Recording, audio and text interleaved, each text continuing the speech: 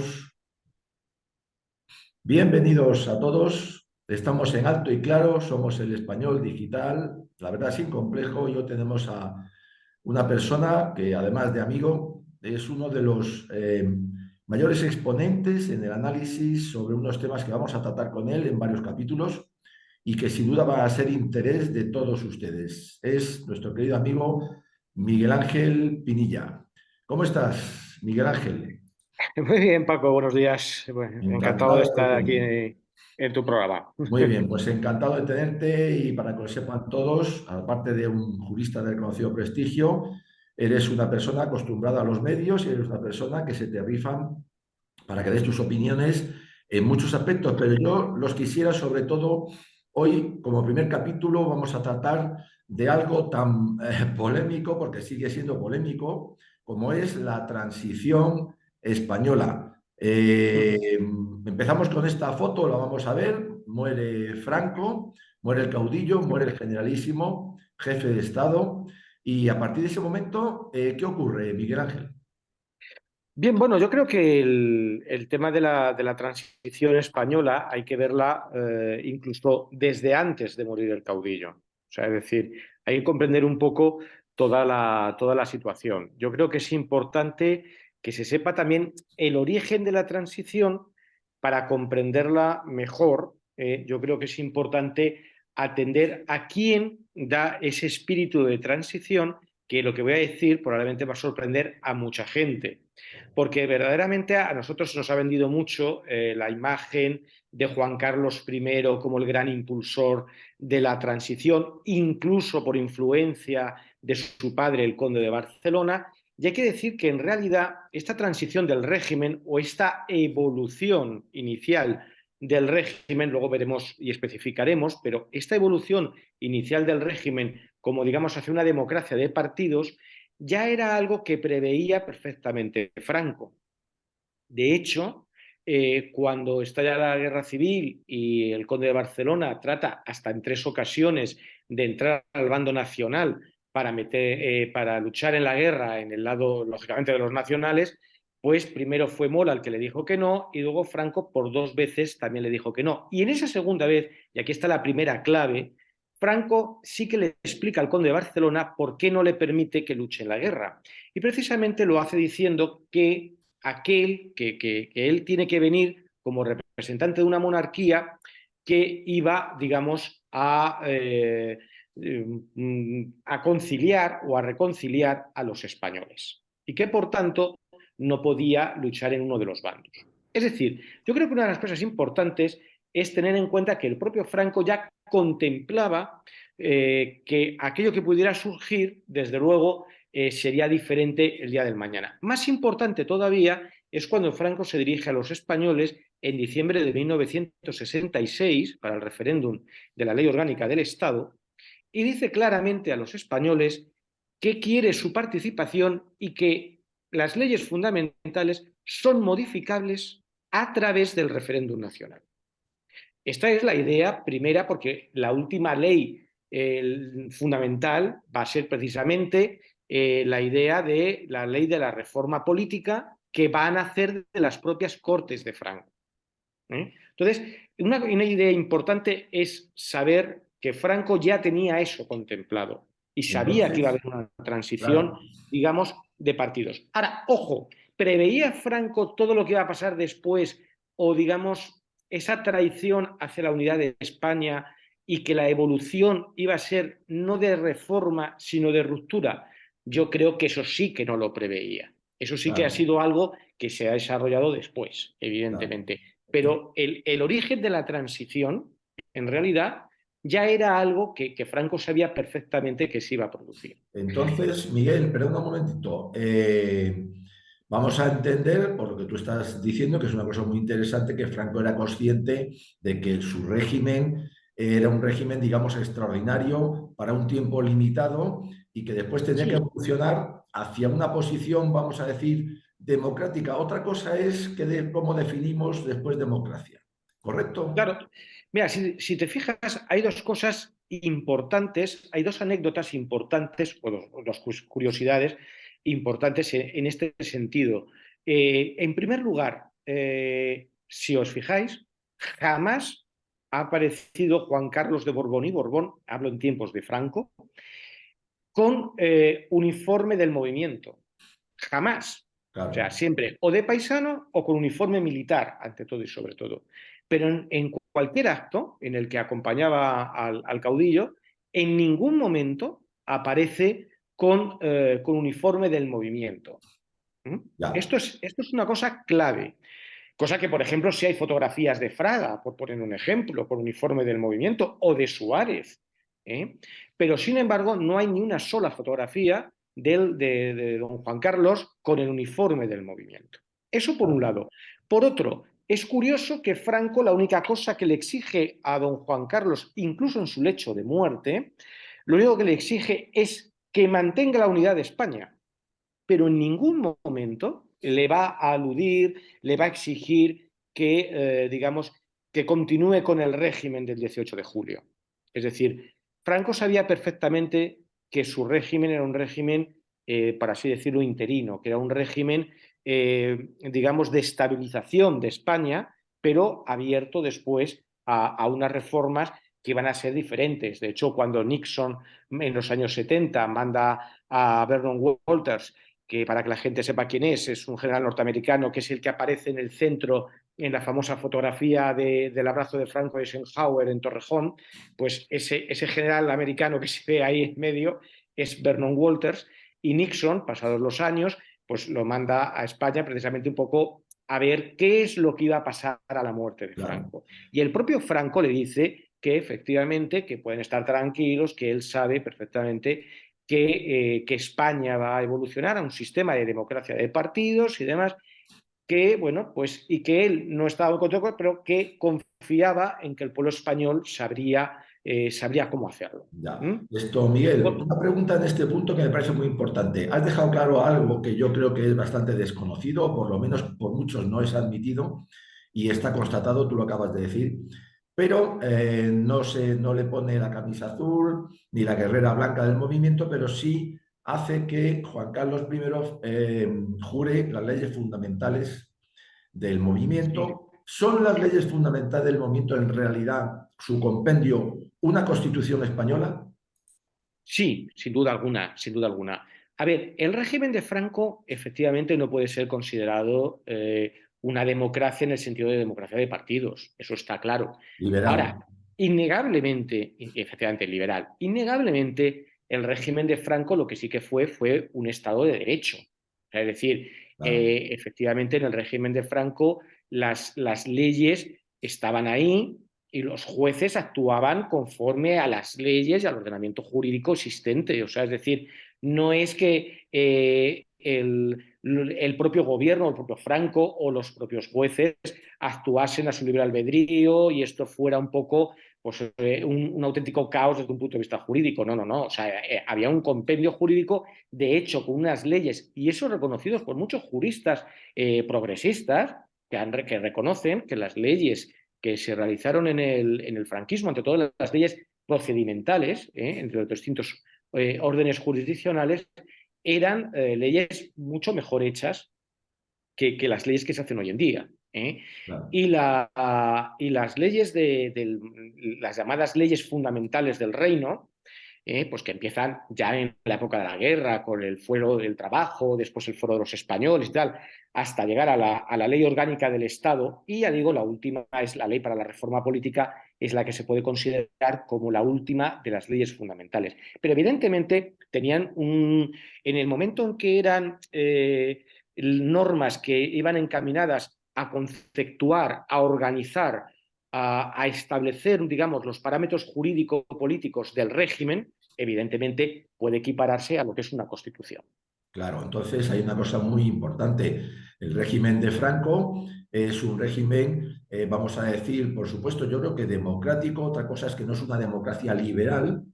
Hay Uh muchos -huh. tipos de democracia, incluso liberales, como estamos viendo. No lo mismo Estados Unidos que Francia, ni que Alemania, ni mucho menos que el Reino Unido. Son democracias, pero la verdad es que poco tienen que ver, excepto que se hacen una serie de elecciones. Pero también hay una cosa muy importante, es un Estado de Derecho donde, yo quería saltar una cosa muy importante.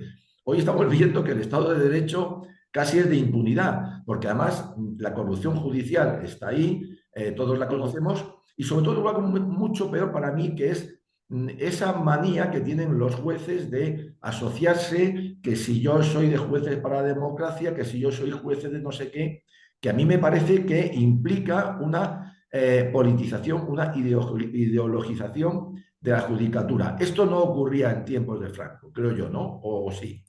No, hombre, vamos a ver, en la época de Franco efectivamente no podía existir esa, digamos, polarización ideológica de los jueces, porque los jueces, evidentemente, en el sistema jurídico español están obligados a aplicar el ordenamiento jurídico existente y, evidentemente, no cabe una interpretación ideológica. O sea, es decir, es lo que hay. Lo que pasa es que hoy en día sí que hay, efectivamente, esa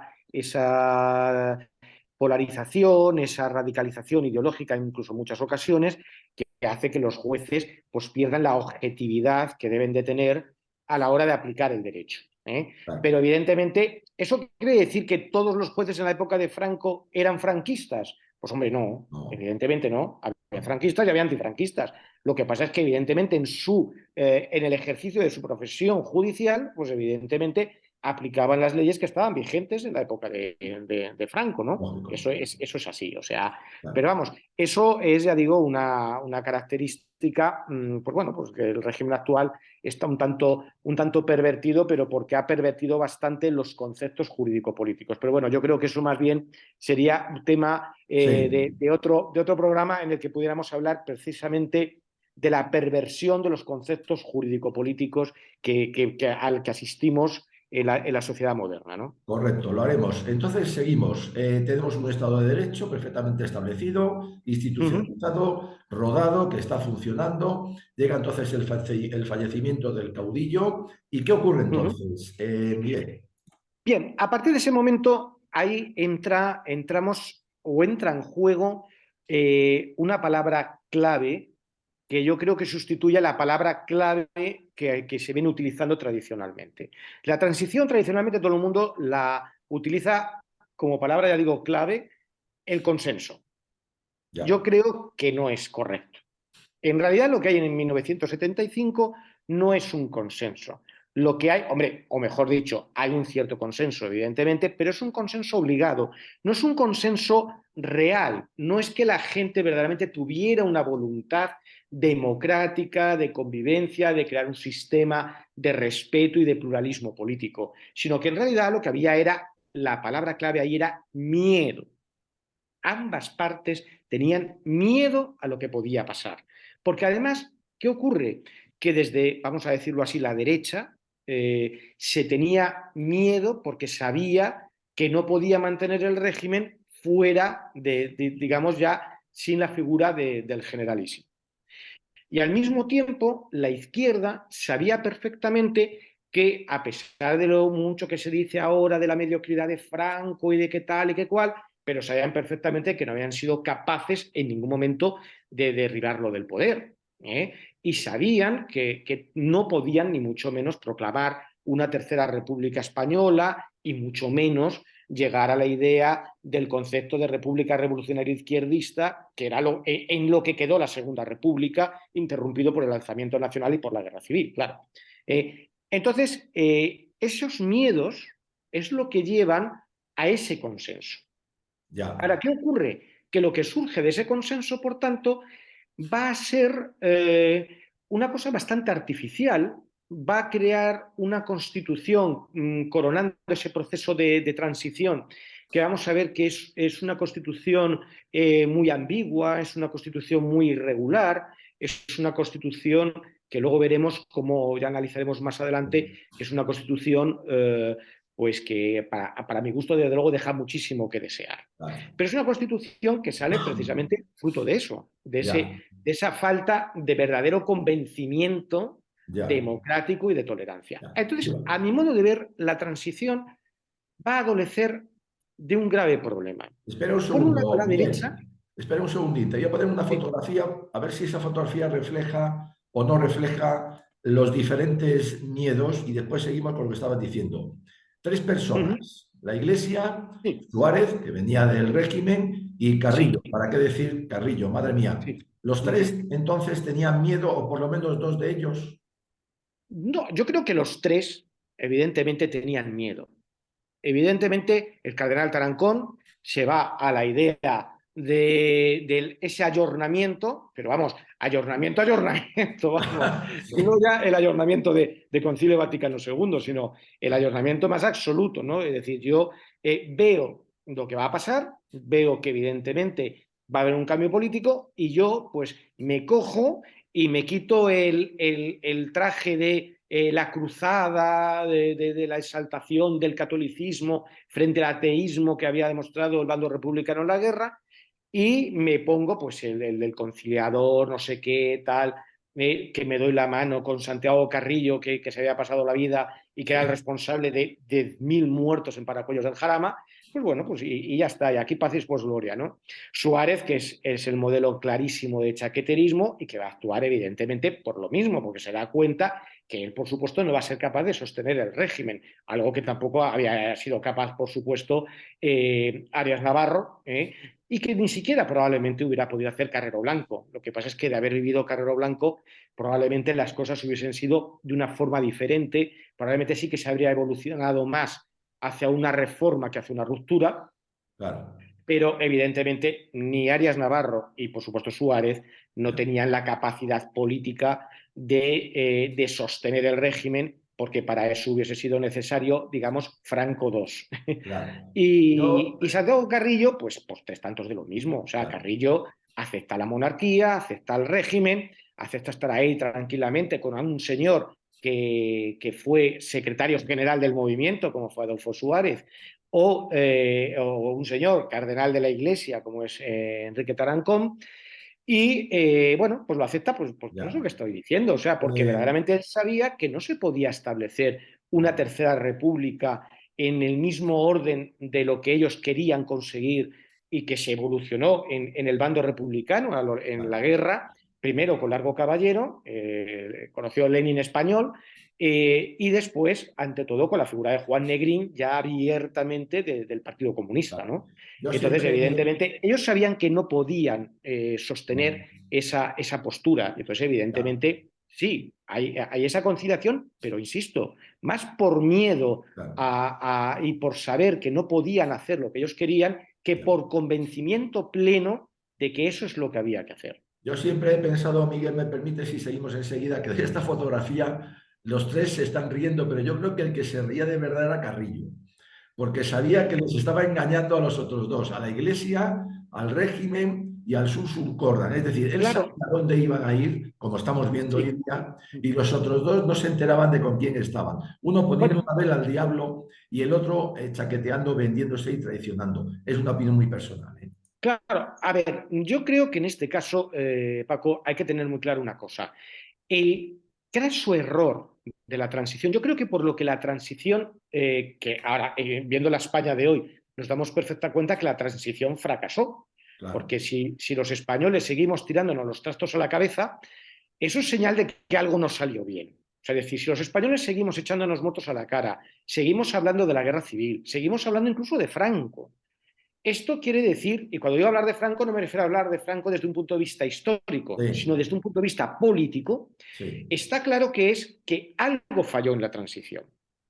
Y yo creo claramente que lo que falló en la transición fue que la derecha cometió el mayor de los errores, y ojo, no solo a la derecha, cuando digo a la derecha vamos a hablar de sí, los provenientes del régimen del 18 de julio. Es sí, decir, empezando por la corona, continuando con la Iglesia, siguiendo con la derecha política y hasta contemplando al ejército. ¿Mm? claro, muy bien, Todo ello va a favorecer toda la conducta de todo este bloque, va a favorecer lo que hay hoy en día. Podemos claro. decir que lo que tenemos hoy en día, la famosa frase de aquellos polvos, estos lodos. Sí, Pues esos polvos precisamente se gestionan ahí, en esa época de la transición, donde la corona comete el crasísimo error de creer que, por así decirlo, tenía que hacer un acercamiento pleno a la izquierda y entregarse a la izquierda y comportarse como un rey para los republicanos, como de hecho hay una biografía de Philip Nurri sobre don Juan Carlos, que se llama Juan Carlos I, un rey para los republicanos. Ya. Entonces, eso es un error. Y muestra de ese error es ver 40 años después dónde está Juan Carlos I. Sí, O sea, esa me ha gustado. En el exilio, claro, efectivamente. O sea, eso nos demuestra el error que cometió en 1900, digamos, en la transición. Por otro lado, la derecha política, pues también comete el error de subirse al carro, de primero lo que hace Suárez es perder el trasero, con perdón de la expresión, en desmantelar el régimen. E inmediatamente se pone a la tarea de desmantelar el régimen. Pero el problema no es que desmantele el régimen, si el problema no era en sí mismo, digamos, quitar el régimen del 18 de julio para poner un sistema más democrático, conciliador o lo que quisieras. Es decir, hay ciertas cosas del régimen actual que son perfectamente comprensibles. Es decir, yo puedo entender que la fiesta nacional dejase de ser el 18 de julio y que se cogiera el 12 de octubre. Bueno, vale, me parece bien. Puedo entender que hablemos del desfile del Día de las Fuerzas Armadas en lugar del desfile de la Victoria. Me parece bien. Es decir, una cosa es hacer ciertas conciliaciones, evidentemente no poner a unos españoles sobre otros, pero otra cosa muy distinta es que el problema que hizo la derecha fue que no solo se puso a desmantelar el régimen, sino que se puso a ensalzar la Segunda República. Claro, Y ahí es claro, donde está el problema. claro, Es decir, la derecha va a hacer una gran labor en favor de la izquierda, claro, porque le va a hacer toda su labor de zapa. Le claro, va a coger y va a decir qué malo fue Franco, qué malo fue incluso Alfonso XIII, claro, qué buena fue la Segunda República, claro, qué malos los militares y Franco el que más.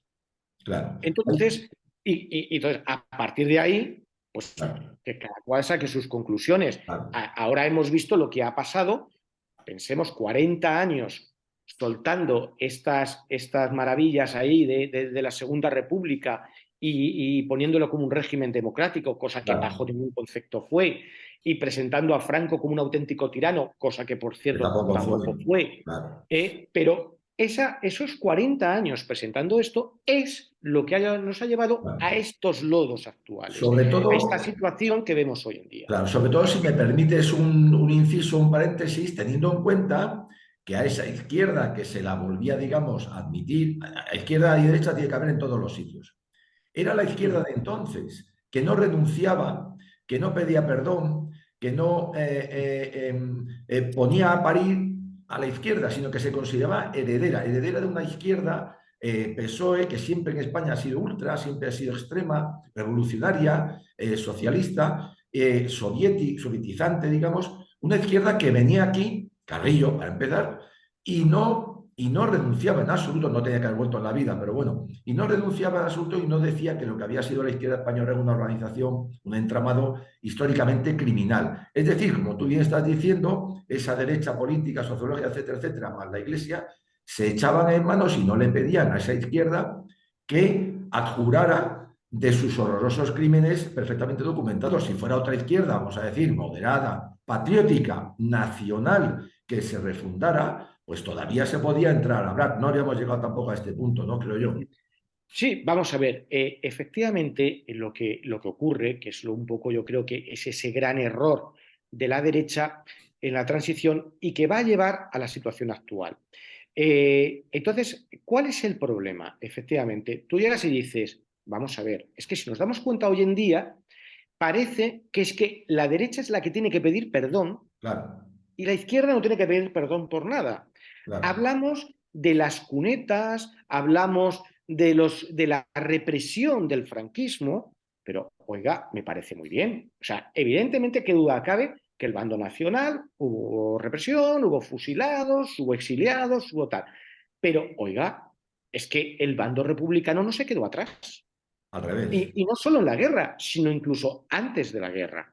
O sea, Claro, no olvidemos, por eso decía antes, la Segunda República jamás fue un régimen democrático, claro, no, porque tengamos en cuenta que el Frente Popular llega al poder en unas elecciones en febrero del 36 y en marzo del 36, en marzo, ya estaba ilegalizando Falange Española y metiendo presos a sus líderes, a José sí, Antonio Primo de Rivera, a su hermano Miguel y a otros tantos líderes más de Falange. Es decir, ¿qué clase de democracia es aquella en la que tú, nada más llegar al poder, a lo que te dedicas es a que el partido que te pueda resultar más molesto, pues lo metes claro, preso? Es como si ahora el Partido Socialista, el señor Sánchez, ordenase que bueno, pues la disolución, la ilegalización de Vox y metiera al señor Abascal y compañía en prisión. Bueno, claro, pues miren ustedes, eso de democrático tiene poco, ¿no? claro. Entonces, la conducta, y no olvidemos, por supuesto, que la guerra estalla justo después del asesinato de Calvo Sotelo, y ojo, que se quedó solo en el asesinato de Calvo Sotelo porque Gil Robles le avisan y se esconde y evita que lo asesinen también. Claro. Pero lo cierto es que en julio del 36, ese gobierno democrático, fantástico y maravilloso de la Segunda República estaba liquidando a la oposición. Claro. O sea, Entonces, entonces, sí, con sí. esos mimbres, ¿cómo puedes llegar? Y efectivamente, habiendo sido Carrillo el responsable de todos esos fusilamientos de Paracuellos en el 36 ya, más todos los asesinatos, todas las cosas que hubo, pues oye, vamos a ver, vamos a ser serios, señores.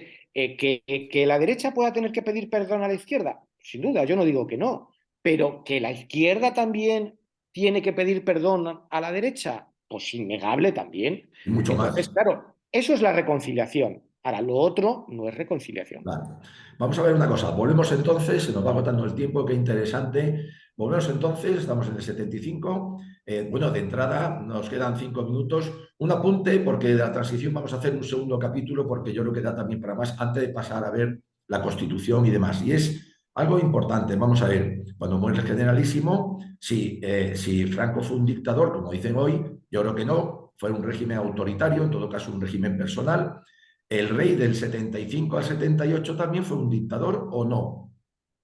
Sí, a ver, bueno, yo ahí difiero de ti en esto, yo sí que creo que es correcto el apelativo de dictadura a la figura de Francisco Franco, igual que a la figura del general Primo de Rivera. Es más, es que estos eran verdaderos dictadores. Ya Claro, digo que yo creo que sería conveniente hacer un programa relacionado con el tema de digamos, de los conceptos jurídico-políticos, lo porque haremos. verdaderamente esta es una de las cosas que se ha manipulado mucho. Entonces, evidentemente, Franco cumplía con el estándar del dictator, de lo que era el clásico dictador de la época romana, ¿no? Ahora bien, que efectivamente don Juan Carlos, cuando hereda el poder de Franco, evidentemente él hereda la misma situación, digamos, de poder absoluto que tenía Francisco Franco. Pero ojo, no solo Juan Carlos, es decir, también tenía ese poder absoluto Carlos III, un rey que muchas veces los progres lo defienden mucho. La verdad es que no entiendo muy bien por qué, porque luego Carlos III de progre no tenía nada. Pero la verdad es que Carlos III también era un dictador en ese sentido. No era el dictador en el sentido, ya digo, claro, Sí, que yo defiendo, correcto, pero sí, sí era dictador en el sentido que hoy se da la palabra dictador, sí. en Vamos, tanto y cuanto sí que era alguien que gobernaba de forma, digamos, absoluta, de claro, forma que reunía en su persona todos los poderes. claro. Vamos a hacer una diferencia, si quieres. Una cosa es dictador y otra cosa es el dictator. Yo creo que el Sí, dictator que tú reivindicas, y haremos un programa sobre eso muy importante, es ese dictator romano que en un momento dado es llamado para solucionar una grave crisis del Estado romano, etcétera, de la correcto. República Romana. Y otra cosa es el dictador, vamos a decir, bananero, peyorativo, como hoy se le aplica. En eso estoy de acuerdo. Sí. Eh, Se nos agota el tiempo de este primer capítulo. Miguel, yo te agradezco mucho todas estas enseñanzas, creo que es interesante. Vamos a hacer otro también para continuar la transición antes de empezar a analizar cómo se gesta la Constitución, porque yo creo que aún de la transición nos tiene que decir muchas cosas. Vamos a terminar, como siempre terminamos estos programas, en alto y claro, y espero que te unas a mi grito. Es que españoles, viva siempre España. Viva, por supuesto. Gracias.